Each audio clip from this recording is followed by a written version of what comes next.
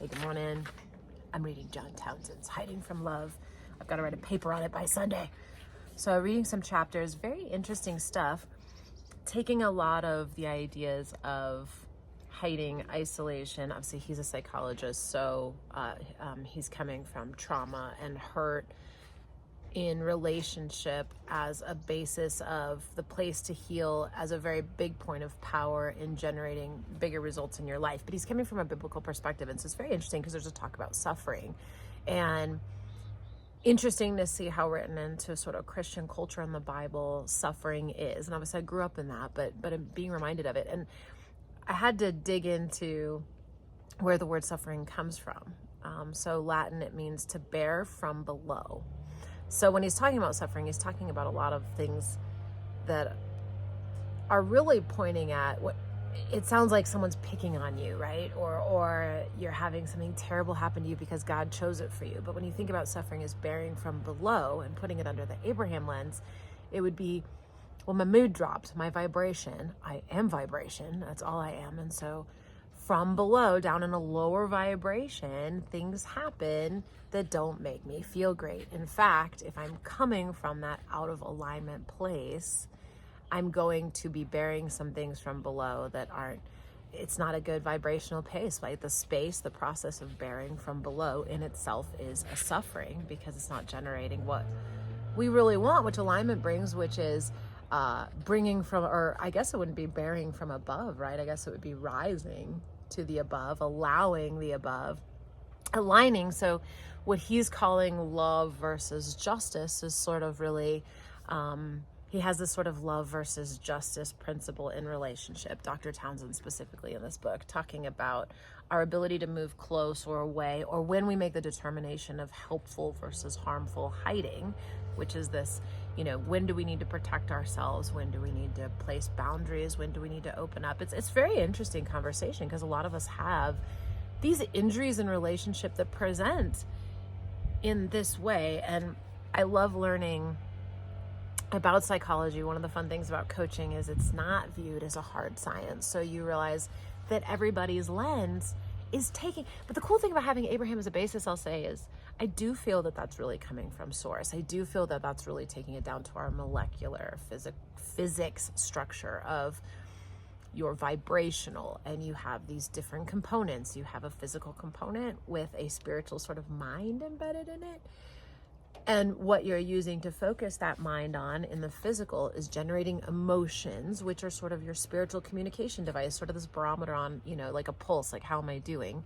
And when you're thinking in full alignment with your other component, the spiritual component that isn't fully in your physical form, doing my best to ad-lib the basics of Abraham. Go there and listen if you haven't to get it fully. But there's essentially the spiritual component of me that's sort of guiding me around. I would call it, in the Christian context, kind of, I would say the Holy Spirit, this Trinity piece, this piece connecting me to the spiritual. I'm always in relationship with that piece of myself. So depending on what my physical mind is focusing on, if it's focusing in a similar way to that spiritual piece of me, I'm going to be getting on a higher and higher vibrational level. What I mean by higher is faster moving, more positive, where more positive things can come from. Or if I'm choosing to focus on something away from this sort of spiritual component of myself, I can start to shut myself off from love. I'm going to feel more separated. My emotions are going to reflect more chaos, sadness, and sort of the things that come from that. And my emotions will be less fruitful and positive, and so I'll know where I'm spending my time. Reading the Coaching from Compassion book, it's lovely. They put this under a lens of positive emotional attractors. Fascinating, they're talking about emotional attraction in a coaching book, and negative emotional attractors, and your ability to get a client or person in a positive emotional attraction state. They'll generate much more possibility and come up with much better ideas versus when they're in a negative attraction state. It doesn't go as far as to say that they're actually creating and attracting it. That's sort of like, I guess, the secret we would know with Abraham. But anyway, I wanted to share just a little bit about what he says about helpful hiding. Really interesting conversation.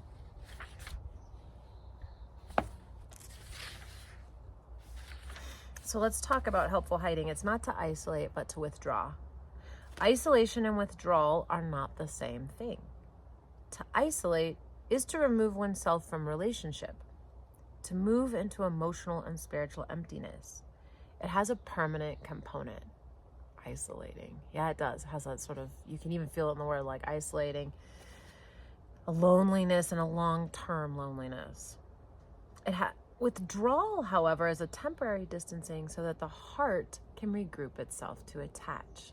He has very different languaging. I'm enjoying this lens and sort of analyzing it with previous thoughts. So distancing so that the heart can regroup itself to reattach. So when I'm out like working retail, I feel really overstimulated is the word my husband and I use sometimes when we work retail. Like, you won't even get 3 seconds where you can go without getting a question, a call, a ping. You'll just, as a manager, just be pulled all over the place if it's busy. And sometimes you can get really overstimulated. I didn't think of it in this lens, or I think of it as an energetic overstimulation where I have to step away to sort of reset that, where I can handle stimulation coming into my space and it's not agitating. He's not thinking about an energetic space. He's thinking heart, regroup itself to reattach. And I guess I'm not thinking of being that open in every interaction, but I do start to put up a wall, like, don't talk to me for a little bit. So it's very interesting to play with. When we withdraw, we remove ourselves from the pain or injury or distractions that keep us from love. So obviously I'm getting pinched off from love in those moments. We know that. When we feel safe again, we can move back into connection. There is a piece of me needing to reset in safety. And I didn't understand the component because I'm overstimulated. What does that have to do with safety? So this is helpful. It just means safety in the sense of I think establishing a boundary, like I can control what's coming into my space. When we're under stress or have been hurt in a relationship, we need a time of boundary repair before our soul is ready to reattach. Isn't that a beautiful way to view it? It's also a beautiful way to wear your hair. But I think that's really, we need a time of boundary repair before our soul is ready to reattach. I always thought it was a time of reestablishing trust in ourselves, like trust in myself that I could protect myself in a new relationship. But maybe it wasn't trust in myself so much as it's just realizing there was a lack of a boundary that needed to be put into place. That's helpful. Once our boundaries are reestablished, we are prepared for love. Helpful lens. Misunderstanding this principle has done a great deal of damage to many people.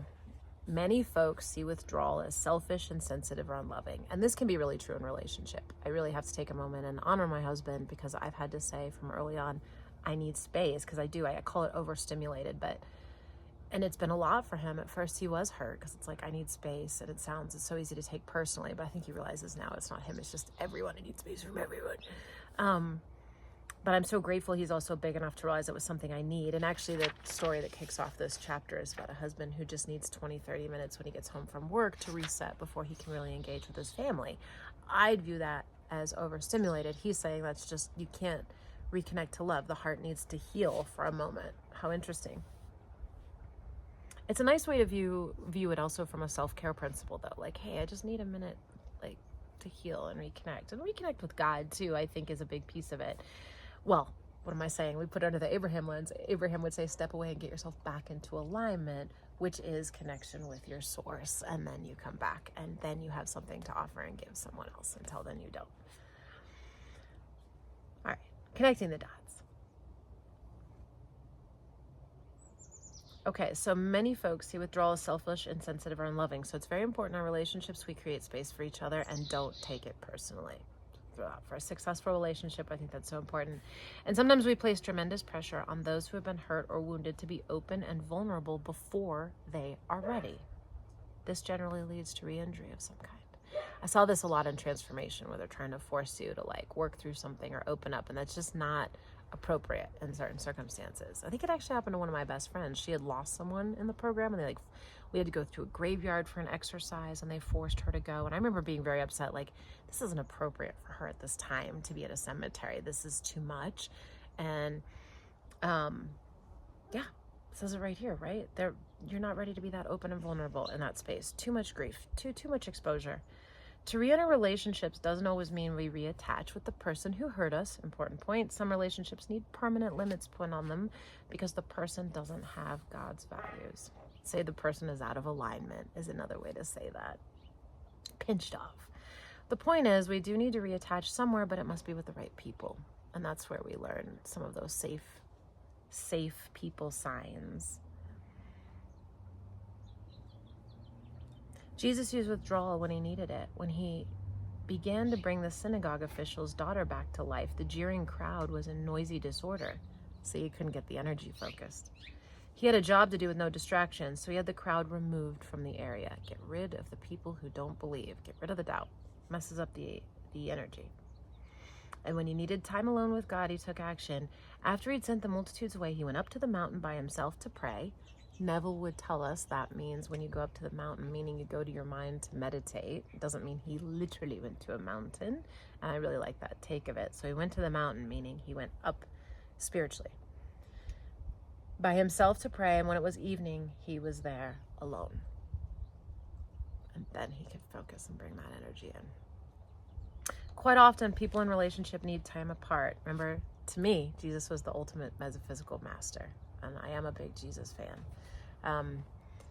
And I think I've come up with a way to say I'm really aligned with this, but anyway, we'll leave that for another video. Quite often, people in a relationship need time apart, especially if there's been an injury on either side from elements such as hostility, chronic irresponsibility, hypercriticism, or betrayals of trust. To attempt closeness too soon is to risk re-injuring an already damaged heart.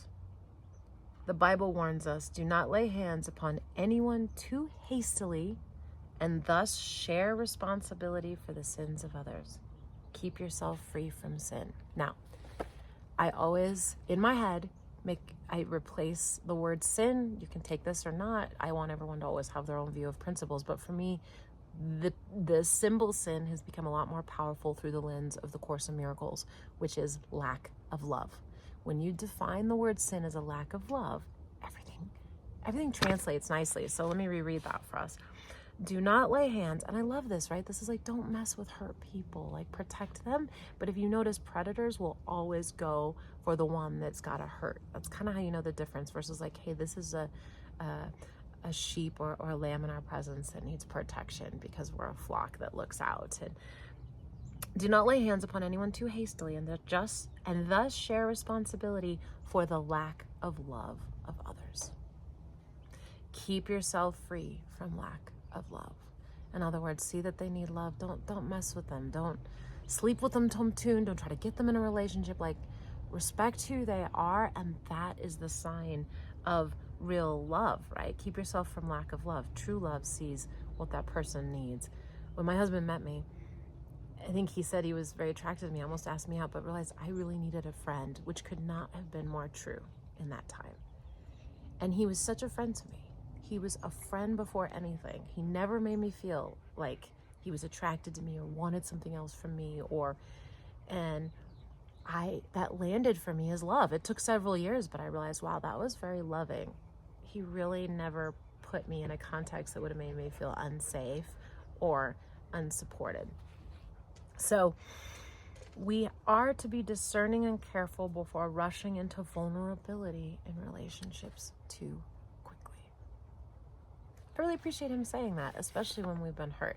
This is a barometer, a new conversation, a little bit of a different conversation in the sense of caring for our hearts when they've been hurt. Sometimes I do feel very injured, and I've been rooting around in some difficult places the last few weeks, and it's been painful, and old things have been more amplified than they have been in a long time. And this is lovely because sometimes I'll feel like I'm walking around with an injury, or I have that visual just as I'm walking around work or something, and I'm weird, I think of myself as an animal, whatever. We all have various energies and, things we see in our head and visual images. And so anyway, but I can sometimes see myself sort of like injured when I'm rooting around. I can really feel that. I felt that a lot 5 or 6 years ago, that I felt very much like an injured lion, like licking my wounds, but dangerous sort of. So viewing it from this perspective, that just means I did have injury, and I did have injuries. I'd been injured, of course, in my heart, and that I just have to take space to reestablish those boundaries and find safe relationships to heal it. Well, it certainly makes it, seem much simpler and more manageable. I like that, I gotta say. So anyway, just wanted to share a brief read and obviously some additional share because it hits to home a lot, but from someone I'm learning a lot from. And I had a cool breakthrough last night. We actually had a town hall with Dr. Townsend. He's on live with us teaching. He was talking about strategy with the organizational leadership and executive coaching and consulting master students, and really great things to say. But previously in programs, I've really held back. I always felt like everybody else had something better to say or needed help more, or I was too nervous. I was like, Emily, next time. But there never was a next time. So I just really didn't get known in programs and held back a lot, held back what I thought, what I was thinking, my questions. And I think it was a fear place. It might have been worthiness, but it might have just been just fear because I get really nervous. And who doesn't, though? I realize everybody does. You just got to be able to push through it. So I promised myself in this program I would push through, that I would connect. I want to engage with Dr. Townsend. And I was like, and I want to early. So if I'm in this program for a couple of years, he'll know me in a couple of years. It's not like, hey, who are you? You're graduating next month. Nice to meet you. I want to get on early. Anyway, I did it. And I put in a question. It wasn't the greatest question. It didn't generate the greatest conversation, but it was a hilarious, very putsy moment, of course. That's how I'm memorable. I can never be like smooth, clean line. That comes later. I will get that moment later. But initially, especially with like higher ups and stuff, I always do something goofy. I trip and fall into something, but it does make me memorable. So it was a bit of a putsy moment because I accidentally asked another question, which you're not supposed to do, but he answered. And so the person, Michelle, who interrupted, flattered my ability to get Dr. Townsend to keep talking, but it was more about just coaching as an industry and his take on where it's going, and for a burgeoning coaching consultant where we should focus. But to have that moment and connect was big for me regardless of the topic, because I was so nervous. I put in the question when I got approved to be put on the camera to do the Q&A with him. I had to wait like 20 minutes and I was just so nervous. I was like, why did I do this to myself? But at the same time, I said, Emily, if you don't do it, you'll regret it. And isn't that what this is all about? And I'm trying more and more to capture my actual breakthrough in video. You have to be a bit keen to catch it, but I want to start to share a lot's happening for me. And one of the cool things about becoming a coach in this conversation is, and it's anything, it's not even a coach, anyone who wants to help anyone, you have to help yourself first. You have to use your skills and all these efforts for you in order to have something to offer someone else. You can't just jump into helping. So it's a lot of this work. So I also want to capture these breakthroughs as they happen, because, leap and jump in the net will appear. It was super awkward. I had a question. I didn't know if it was that great. It felt really weird going on camera, and, you get blotchy and red and you laugh and you embarrass, but I did it and I connected. And that's what I'm after. Everything you want is on the other side of fear. I know that, but it's still hard to push through that fear, and it's still hard to believe it. But I'm doing things differently this time. That's what I've told myself, and I did that. And taking in new information and new lenses just kind of continues to expand our understanding. And I know I'm just sharing snapshots with you. I'm reading so many books, it's impossible to capture all of it and share. I really wish I could, but I think as my perspective of all these things becomes more holistic, my messages will become more holistic anyway. So I don't need to get all of that data into everything. Hopefully the messaging, I think one of the most powerful things about being with Dr. Townsend was his energy is so loving. He's so calm. He's so cool, so caring, so trusting of the process. Just having that time and space with him was just a lovely gift. That's what I want to be for other people. It's not really about what that person says. It's about what they bring out in you by you spending time in their space. But what insights and access do they have as a result of that in their own lives, about their own stuff? That's what I want to be the space for other people. And it's not because I did it for them, or I asked a great, powerful question, or I became that. It's because, just like in this line, which is from the Bible, Psalm 101:6, which I actually wrote down, he who walks in a blameless way is the one who will minister to me. This is David saying, like, he withdrew from relationships with people who weren't loving, It's easy to read that line and say, he who walks in a blameless way is the one who will minister to me, meaning someone who's perfect. So if you're blameless, as in you're perfect, then you can minister to me, anyone. But that's not what it means. It means anyone who's viewing me as blameless. When someone sees me as accused or wrong or what they see, I can feel that. We don't realize when we're looking at people and we see what can be improved about them, and we're having a critical thought of them, they feel that. In order to really create the freedom for other people to become who they are in our space,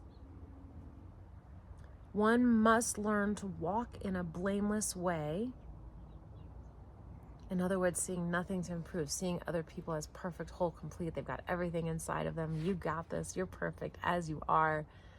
That's when you can minister to people. And it's hilarious because we think it's seeing a problem with someone and then helping them identify it and fix it. I'm totally that way, right? And the cool thing about coaching is it's falling into that exact Bible verse. It's one of the first fields that says, you're here to create a space for someone that's so unique, and all you're creating is saying, you're perfect as you are, you don't need anything else. Every other space, literally in society, is telling you something is lacking, you're missing something, you're missing out on something, you need something from somewhere. This is the first vocation that says, we're going to create a space that says you're perfect. And from that space of believing you already have everything you need, that's where true creation, innovation, and power is accessed.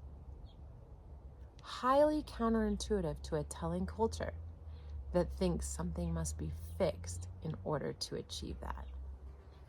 It's in the understanding nothing needs to be changed or fixed that we actually achieve perfection.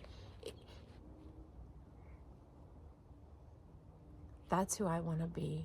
Someone who walks with others in a blameless way. Nothing serious going on here, right? Nothing serious. I want to create that space for people. And that's one reason I make all these silly videos. If you've made it to this point in the video, I make a lot of silly videos because I think that's part of it. You gotta be silly. Like, don't take things so seriously. And I have obviously a really good time being stupid. But anyway, thank you for taking this moment with me today. It's a beautiful, peaceful morning. I got baby bunnies in a nest over there, bunnies over there, birdies eating, flowers all over. Take you for a quick tour. My little flowers everywhere. I got my bunnies. Oh, it's fuzzy because I have on cinematic, but the bunnies are there. Bunnies over there in their little houses, you can see. Probably have a doggy over my shoulder sleeping. Yeah, there he is. So, peaceful morning. Gonna get ready for work, finish reading and writing. I hope we've created some value for you today. Thank you for being here with me. It really, really makes a huge difference for me as we extend our horizontal, that's cute, our horizontal love capacity, right? There's the vertical, the spiritual love, and then there's the horizontal. So thank you for being that for me today. Have a blessed, beautiful weekend. Bye-bye.